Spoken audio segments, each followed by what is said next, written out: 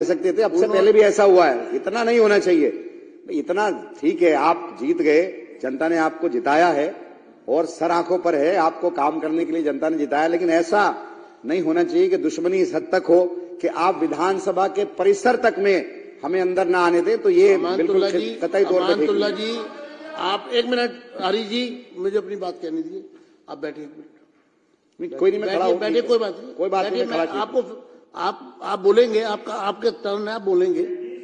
मैं आप फिर स्पष्ट कर दूं सभी को, उपराज्यपाल के अभिभाषण पर इस प्रकार की हरकत जो यहां की गई वो सर्वथा निंदनीय है। भारत के इतिहास में इस तरह की घटनाएं चंद बार ही हुई हैं। अभिभाषण अर्थात कॉन्स्टिट्यूशनल अथॉरिटी यहां पर सदन को एड्रेस करने के लिए साल में एक बार आती है। उस समय ना कोई वाद विवाद होता है, ना कोई सदन चल रहा होता है, वो सिर्फ अभिभाषण के लिए ही समय तय होता है। सदन ने जो कल निर्णय लिया, मैं सदन को बधाई दूंगा कि आपने इतने बड़े अपराध के विरुद्ध जो निर्णय लिया उसमें बहुत ही बैलेंस अप्रोच रखी। मात्र 3 दिन के लिए इस पर ब्रीच ऑफ प्रिविलेज का भी मामला बनता है। ये एथिक्स कमेटी में भी सजाएं जो इस रूल बुक में दी गई हैं वो इससे कहीं भारी हैं। तो इसलिए अब उपराज्यपाल का अभिभाषण किसी राजनीतिक पार्टी से किसी से जुड़ा हुआ नहीं है, वो सबके लिए है, पूरी दिल्ली के लिए है। तो इसलिए उन्होंने जो यहां पर कल उद्दंडता की, समझाने और कहने के बाद भी जिसको नहीं माना गया, इसलिए सदन को ये फैसला लेना पड़ा। अब आप अपनी बात करें विषय पर। नहीं, देखिए, मैं तो ये चाहूंगा कि आप तमाम हमारे जितने भी साथी हैं आप उनको बुला लें। कई बार ऐसा हुआ है कि आपको बाहर भेजा गया, जब अनुरोध आपके दूसरे साथी ने किया तो हमने ओम प्रकाश जी को और दूसरे लोगों को आपके अनुरोध पर हमने बुलाया। तो मैं तो यही चाहूंगा कि वो सारे पार्ट हैं, और क्योंकि अभी जो है आपका डिप्टी स्पीकर का भी चयन होना है, उसका इलेक्शन होना है, तो उसमें अपोजिशन अगर नहीं रहेगा तो वो ठीक नहीं होगा किसी भी लिहाज से। तो हम तो यही चाहेंगे कि भाई आप सबको बुलाएं, आप क्योंकि सीट पर बैठे हैं और आप सबके अध्यक्ष हैं। हम तो यही चाहेंगे कि आप ये सारी चीजों को देखते हुए उन सबको अंदर बुला लें। और हमने कई बार ऐसा किया है पीछे भी, और ये तो पार्ट है इस वक्त में, क्योंकि हम भी हिस्सा है विधानसभा का। और बड़ी अच्छी बात है कि दिल्ली की जनता ने विषय पर आपको चुनकर के भेजा है और हम खैर मकदम करते हैं, इसका जनता ने कहा। और हम यही चाहेंगे कि आप तमाम तबकात के साथ में जो भी हैं कार्य करें, और हम मुख्यमंत्री जी से भी और तमाम मंत्री से और तमाम विधायकों से हमारी तो ये रिक्वेस्ट रहेगी, ये दरख्वास्त रहेगी कि आप दिल्ली की जनता के लिए काम करें। और मैं एक और बात करना चाहूंगा, देखिए जिस तरह से मैं यहाँ मौजूद हूँ, सीएजी पर बात करनी है, मुझे सीएजी पर बात करनी है तो करिए। मैं ये करना चाहूंगा कि जिस तरह से कोई निकम्मा कह रहा है, कोई बेईमान कह रहा है, कोई निकम्मी सरकार कह रहा है, तो इस तरह की भाषा का इस्तेमाल नहीं होना चाहिए। इस तरह की भाषा का इस्तेमाल नहीं होना चाहिए। रखकर बैठे रहे, ऐसे शब्द प्रधानमंत्री के प्रति बोले गए और आपके मुख्यमंत्री ने बोले, और ऐसे शब्द किसी के कान सुन नहीं सकते थे। आप लोगों ने कोई लज्जा नहीं छोड़ी, निर्जल होकर तुम लोगों ने बदतमीजियां सदस्य बैठ जाएं बर्दाश्त की, और आज आप सदस्य बैठ जाएं। ओपी शर्मा जी, कर्नल जी, सिरसा जी, आप विषय पर आ रहे हैं या मैं अगला? मैं सीएजी रिपोर्ट पर बात कर रहा हूँ। सीएजी पर आइए। कि ये इस तरह से बात ना करनी दी जाए, चलिए, ये अच्छी बात नहीं है। नहीं, आपको मैं मर्यादा दे रहा हूँ। हम लोग 5 मिनट आपसे हो गए हैं, आप समय का सदुपयोग करें, सीएजी पर बात करें। देखिए, सीएजी रिपोर्ट सदन में पेश हुई और उस पर मैं चर्चा सुन रहा हूं और मैं देख भी रहा हूं कि सीएजी रिपोर्ट में जो कहा गया है, पिछले 2 साल से ये शराब घोटाले पर आए दिन ये तमाम चीजें आ रही हैं, और हमारे दिल्ली सरकार के करैक्टर को जिस तरह से बदनाम किया गया, जिस तरह से करैक्टर असैसिनेशन किया गया, वो सबके सामने है। और आप इसी को करके आज सरकार में आए हैं। तो अब हम तो ये चाहते हैं कि जब आप सरकार में आ गए हैं तो आप जनता का काम करें, जनता के मुद्दों को भटकाए ना। आपने 2500 रुपए का वादा किया, 2500 रुपए की आप वादे को पूरा करें। आप एक तरफ, अब आप सीएजी रिपोर्ट में कहा गया है, बुला रहा हूं, सीएजी रिपोर्ट में कहा गया है, सीएजी की बात करिए, कि भाई नॉन कन्फर्मिंग एरियाज के अंदर ठेके नहीं खुले, उससे 941 करोड़ रुपए का घाटा हुआ। कुछ लाइसेंस वापस कर दिए गए, 800 करोड़ से ज्यादा का घाटा वो हुआ। आप 2000 करोड़ के घाटे की बात कर रहे हैं कि सरकार के रेवेन्यू का लॉस हुआ। 1800 करोड़ रुपए तो ये होता है। तो हम तो ये पूछना चाहते हैं कि जो आप इतने दिन से, सीबीआई आपके पास है, ईडी आपके पास है, एसीबी आपके पास है, तमाम एजेंसी आपके पास है, और आप इतने टाइम से कर रहे हो, तो घोटाला हुआ कहां है? ये तो एज्यूम किया जा रहा है कि ये नुकसान होता। और जो इसमें 8 अध्याय हैं, 8 अध्याय के अंदर 7 में पुरानी जो पॉलिसी है उसके बारे में कहा गया है कि उसके अंदर जो कमियां थी वो कमियां बताई गई हैं, और एक अध्याय के अंदर बताया गया कि ये इसके अंदर ट्रांसपेरेंसी थी। अगर ठीक से इंप्लीमेंट किया जाता तो ये लॉस नहीं होता बल्कि फायदा होता। पंजाब के अंदर यही पॉलिसी इंप्लीमेंट हुई, 1 साल में फायदा हुआ, दूसरी मर्तबा दूसरा फायदा हुआ, और जो पहली पॉलिसी उसमें फायदा नहीं हुआ। बोल ले, फिर आप बोल रहे। तो हम तो ये कहना चाहते हैं कि भाई आप तमाम और एक अरे वो कोई बात नहीं, एक मिनट पॉइंट ऑफ ऑर्डर। आप इस तरह से बात करके आप ना तो मुझे डरा सकते ना दबा सकते। अमानतुल्लाह जी, माइक बंद करिए, 2 मिनट रुके। Point of order. देखिए, पॉइंट ऑफ ऑर्डर का मतलब है सारी कार्रवाई रुकेगी, और जो सदस्य पॉइंट ऑफ ऑर्डर यानी कि व्यवस्था का प्रश्न अगर उठेगा तो पहले वो सुना जाएगा। अध्यक्ष जी, मेरा पॉइंट ऑफ ऑर्डर है कि रिकॉर्ड के ऊपर मिसलीड किया जा रहा है इस हाउस को। सीएजी की रिपोर्ट कभी ये मेंशन नहीं करती कि इसमें करप्शन है कि नहीं। सीएजी की रिपोर्ट अनियमितताओं को जो है बताती है और उसको उजागर करती है। उसके बाद उस पर क्रिमिनल एक्टिविटी होनी है कि नहीं, उसको क्राइम एजेंसीज और पीएसी रिकमेंड करती है एक्शन के लिए। सीएजी की रिपोर्ट को यह कहना कि उसमें कहीं करप्शन लिखा, देश के इतिहास में कोई सीएजी की रिपोर्ट करप्शन के बारे में नहीं लिखती, अनियमितताओं के बारे में लिखती है। और जिस तरीके की अनियमितताएं दिल्ली में शराब घोटाले के बारे में सीएजी ने मार्क की हैं, ये तय हो गया है कि ईडी और सीबीआई का जो एक्शन चल रहा था वो सही रास्ते पे चल रहा था और उसको और तेजी से लेकर जाएंगे। तो हाउस को मिसलीड नहीं किया जाए। इस सीएजी की रिपोर्ट में जो है करप्शन नहीं मेंशन है, तो इसलिए आपका पॉइंट ऑफ ऑर्डर एक्सेप्ट है। हाउस को मिसलीड ना किया जाए। आगे बढ़िए।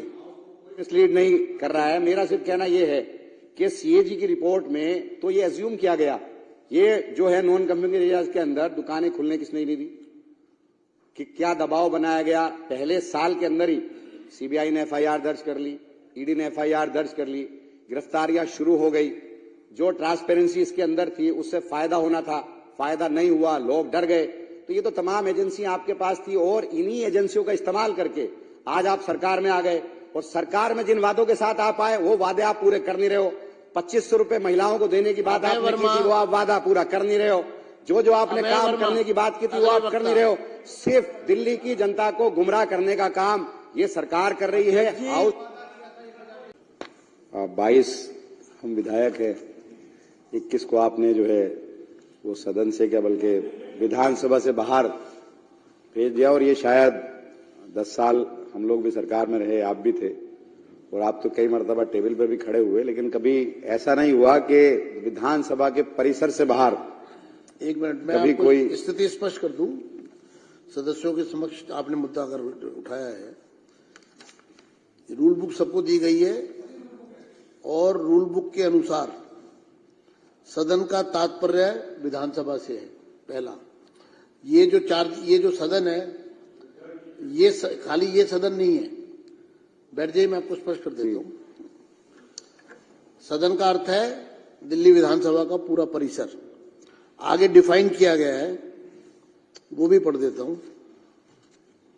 सदन के परिसर का तात्पर्य है विधानसभा भवन, सभा कक्ष, दीर्घाएं, विधानसभा सचिवालय के नियंत्रण में कमरे, अध्यक्ष कक्ष, उपाध्यक्ष कक्ष, समिति कक्ष, विधानसभा पुस्तकालय, विधानसभा वाचनालय, पार्टियों के कमरे, विधानसभा सचिवालय के अधिकारियों के अधीनस्थ सब स्थान तथा उसकी ओर से जाने वाले मार्गों से तथा उन स्थानों से भी जिन्हें अध्यक्ष समय समय पर निर्दिष्ट करे। यानी कि जब कोई भी सदस्य मार्शल आउट होता है सदन से, तो रूल बुक कहती है कि वो प्रेमाइसिस से बाहर जाएगा।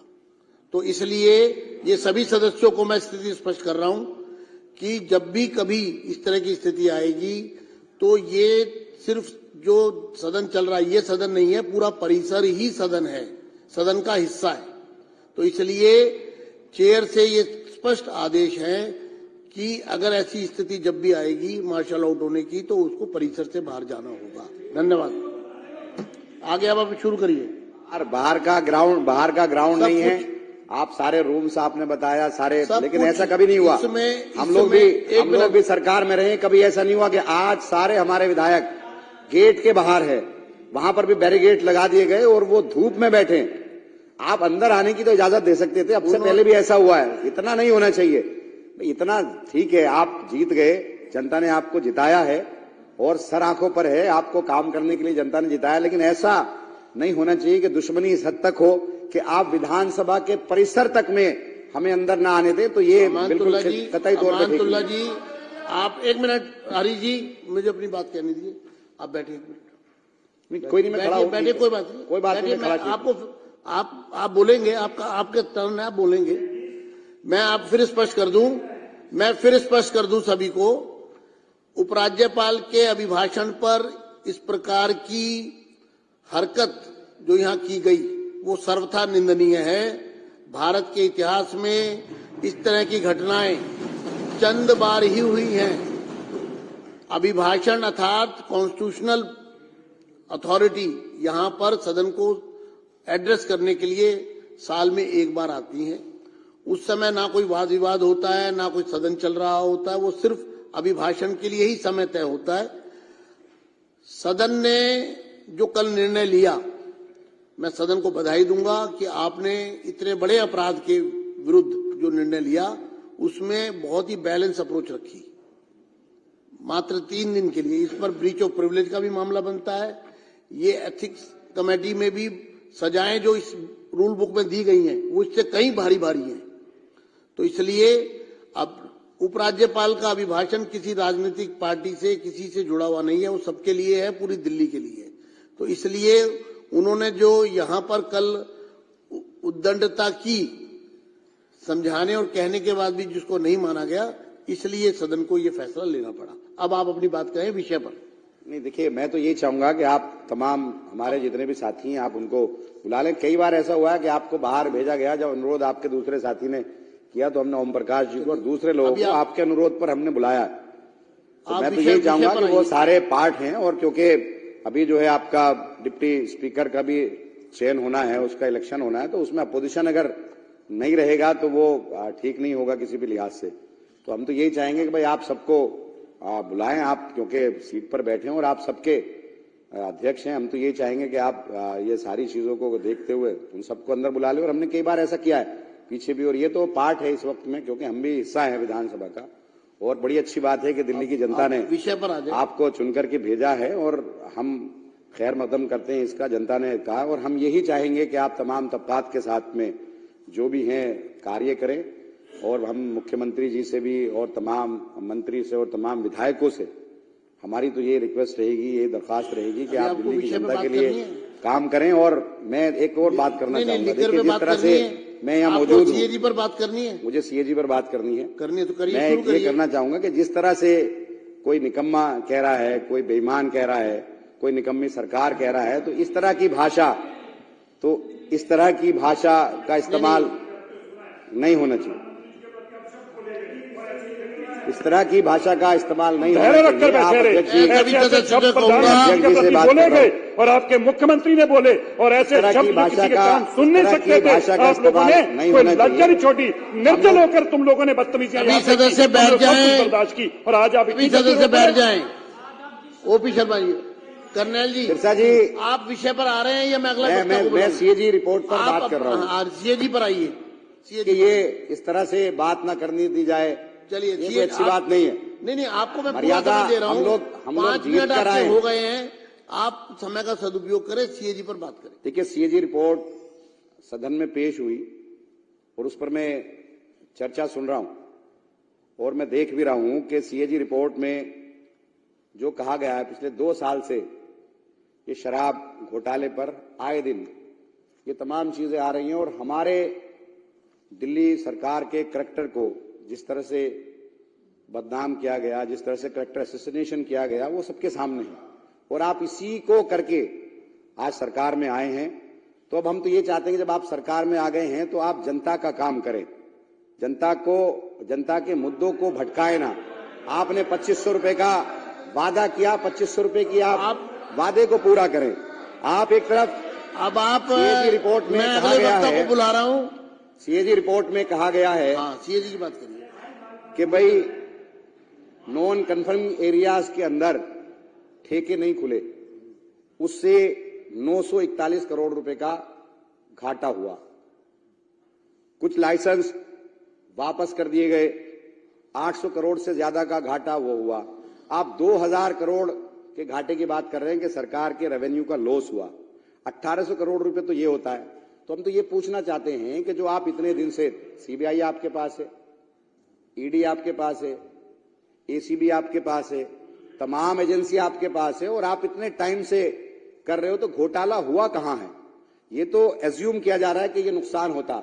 और जो इसमें 8 अध्याय हैं, 8 अध्याय के अंदर 7 में पुरानी जो पॉलिसी है उसके बारे में कहा गया है कि उसके अंदर जो कमियां थी वो कमियां बताई गई हैं, और एक अध्याय के अंदर बताया गया कि ये इसके अंदर ट्रांसपेरेंसी थी। अगर ठीक से इंप्लीमेंट किया जाता तो ये लॉस नहीं होता बल्कि फायदा होता। पंजाब के अंदर यही पॉलिसी इंप्लीमेंट हुई, 1 साल में फायदा हुआ, दूसरी मर्तबा दूसरा फायदा हुआ, और जो पहली पॉलिसी उसमें फायदा नहीं हुआ। बोल रहे, फिर आप बोल रहे। तो हम तो ये कहना चाहते हैं कि भाई आप तमाम और एक अरे वो कोई बात नहीं, 1 मिनट पॉइंट ऑफ ऑर्डर। आप इस तरह से बात करके आप ना तो मुझे डरा सकते ना दबा सकते। अमानतुल्लाह कोई तरीका, माइक बंद करिए, 2 मिनट रुकिए।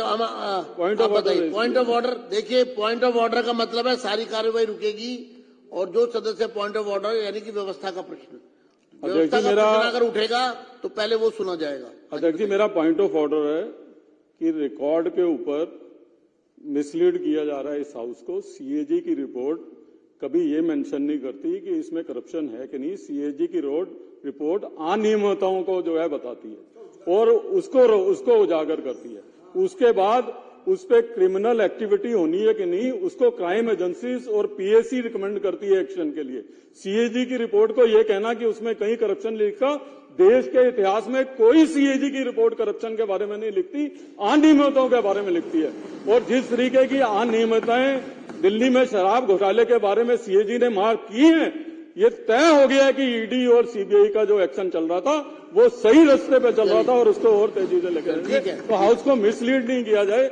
इस सीएजी की रिपोर्ट में जो है करप्शन नहीं मेंशन है, तो इसलिए पॉइंट ऑफ ऑर्डर एक्सेप्ट है, हाउस को मिसलीड ना किया जाए। आगे बढ़िए। मिसलीड नहीं कर रहा है, मेरा सिर्फ कहना यह है कि सीएजी की रिपोर्ट में तो ये एज्यूम किया गया, ये जो है नॉन कन्फर्मिंग एरियाज के अंदर दुकानें खुलने किसने नहीं दी, कि क्या दबाव बनाया गया। पहले साल के अंदर ही सीबीआई ने एफआईआर दर्ज कर ली, ईडी ने एफआईआर दर्ज कर ली, गिरफ्तारियां शुरू हो गई।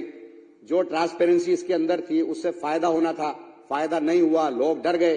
तो ये तो तमाम एजेंसियां आपके पास थी और इन्हीं एजेंसियों का इस्तेमाल करके आज आप सरकार में आ गए, और सरकार में जिन वादों के साथ आप आए वो वादे आप पूरे कर नहीं रहे हो। 2500 रुपए महिलाओं को देने की बात आपने की थी, वो आप वादा पूरा कर नहीं रहे हो। जो आपने काम करने की बात की थी वो आप कर नहीं रहे हो। सिर्फ दिल्ली की जनता को गुमराह करने का काम ये सरकार कर रही है। हाउस 22 हम विधायक है, 21 को आपने जो है वो सदन से क्या बल्कि विधानसभा से बाहर भेज दिया, और ये शायद 10 साल हम लोग भी सरकार में रहे, आप भी थे, और आप तो कई मरतबा टेबल पे भी खड़े हुए, लेकिन कभी ऐसा नहीं हुआ कि विधानसभा के परिसर से बाहर 1 मिनट में कभी कोई स्थिति स्पष्ट कर दूं। सदस्यों के समक्ष आपने मुद्दा अगर उठाया है, रूल बुक सबको दी गई है और रूल बुक के अनुसार सदन का तात्पर्य विधानसभा से है। पहला, ये जो सदन है, ये खाली ये सदन नहीं है। बैठ जाइए, मैं आपको स्पष्ट कर देता हूं। सदन का अर्थ है दिल्ली विधानसभा का पूरा परिसर। आगे डिफाइन किया गया है, वो भी पढ़ देता हूं। सदन के परिसर का तात्पर्य है विधानसभा भवन, सभा कक्ष, दीर्घाएं, विधानसभा सचिवालय के नियंत्रण में कमरे, अध्यक्ष कक्ष, उपाध्यक्ष कक्ष, समिति कक्ष, विधानसभा पुस्तकालय, विधानसभा वाचनालय, पार्टियों के कमरे, विधानसभा सचिवालय के अधिकारियों के अधीनस्थ सब स्थान तथा उसकी ओर से जाने वाले मार्गों से तथा उन स्थानों से भी जिन्हें अध्यक्ष समय समय पर निर्दिष्ट करे। यानी कि जब कोई भी सदस्य मार्शल आउट होता है सदन से, तो रूल बुक कहती है कि वो प्रेमाइसिस से बाहर जाएगा। तो इसलिए ये सभी सदस्यों को मैं स्थिति स्पष्ट कर रहा हूं कि जब भी कभी इस तरह की स्थिति आएगी तो ये सिर्फ जो सदन चल रहा है ये सदन नहीं है, पूरा परिसर ही सदन है, सदन का हिस्सा है। तो इसलिए चेयर से ये स्पष्ट आदेश है कि अगर ऐसी स्थिति जब भी आएगी मार्शल आउट होने की, तो उसको परिसर से बाहर जाना होगा। धन्यवाद। आगे अब आप शुरू करिए। बाहर का ग्राउंड नहीं है, आप सारे रूम्स आपने बताया सारे, लेकिन ऐसा कभी नहीं हुआ। हम लोग भी सरकार में रहे, कभी ऐसा नहीं हुआ कि आज सारे हमारे विधायक गेट के बाहर है, वहां पर भी बैरिकेड लगा दिए गए और वो धूप में बैठे। आप अंदर आने की तो इजाजत दे सकते थे, अब से पहले भी ऐसा हुआ है। इतना नहीं होना चाहिए।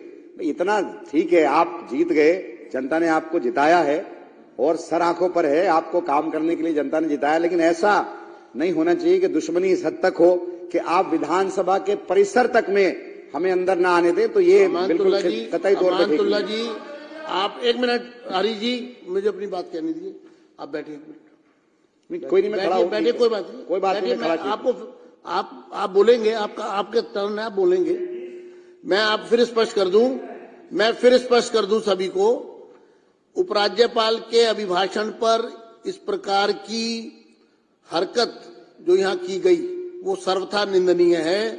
भारत के इतिहास में इस तरह की घटनाएं चंद बार ही हुई हैं।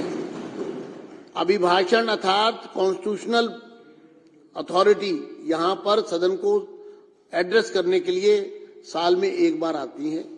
उस समय ना कोई वाद विवाद होता है, ना कोई सदन चल रहा होता है, वो सिर्फ अभिभाषण के लिए ही समय तय होता है। सदन ने जो कल निर्णय लिया, मैं सदन को बधाई दूंगा कि आपने इतने बड़े अपराध के विरुद्ध जो निर्णय लिया उसमें बहुत ही बैलेंस अप्रोच रखी। मात्र 3 दिन के लिए, इस पर ब्रीच ऑफ प्रिविलेज का भी मामला बनता है। ये एथिक्स कमेटी में भी सजाएं जो इस रूल बुक में